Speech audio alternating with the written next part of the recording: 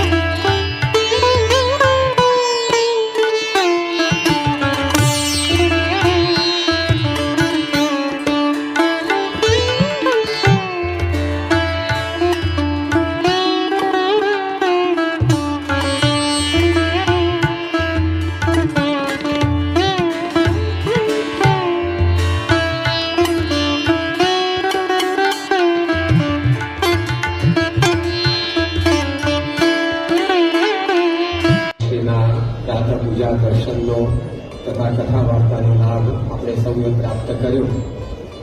પરમ પૂજ્ય સ્વામીશ્રી એવી સંત પ્રતિભા છે કે આજે સત્સંગ ઉપરાંત અનેકવિધ ગુણાનુરાગીઓ પણ સ્વામીશ્રીના દર્શન તથા વાર્તાનો લાભ લેવા માટે પધાર્યા છે અને જ્યાં જેઓ જાય ત્યાં તેઓ પધારતા રહે છે. અને આજે પરમ પૂજ્ય સ્વામીશ્રી દરેકને પોતાના સમજીને લાભ આપી રહ્યા છે. વિશ્વના જીવ પ્રાણી માત્રના કલ્યાણની સ્વામીશ્રીના અંતરની અંદર ભાવના રહેલી છે અને એના માટે તેઓ આજે મંદિરોના નિર્માણ પણ કરી રહ્યા છે. પોતાનું વિચરણ પણ એના માટે છે કે કોઈ પણ જીવ આ રીતે ભગવાનના યોગમાં આવે તો એ કલ્યાણના માર્ગે આગળ ચાલે અને અંતે ભગવાનના ધામને પામે. તો આ એમની વિશાળ ભાવના રહેલી છે કે દરેકનું ભલું થાય, દરેકનું કલ્યાણ થાય.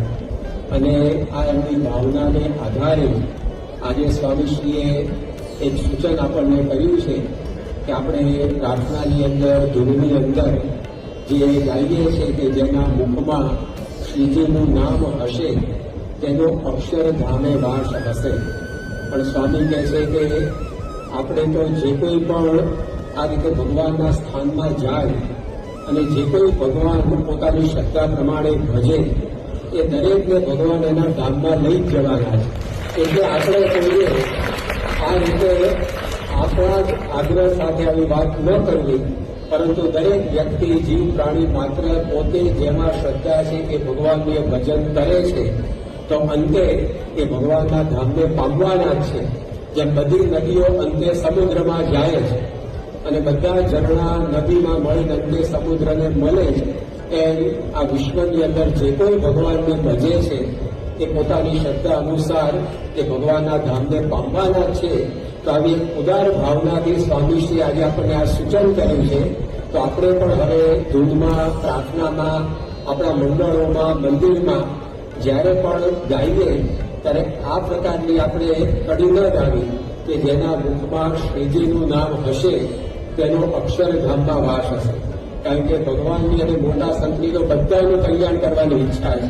ગુણાતીતાન સ્વામી તો તમે કરોડ મનવાર લઈને આવ્યા છે અને બધા જીવને અક્ષરધામમાં લઈ જવા છે. તો સ્વામીશ્રી પણ એક ગુણાતીત વારસો જાળવી રહ્યા છે.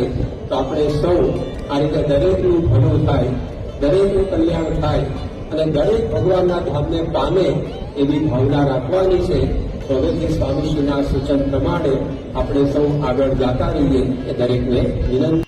પ્રગટ મળ્યા પુરુષોત્તમ, આનંદ અંતર છાઈ રહ્યો.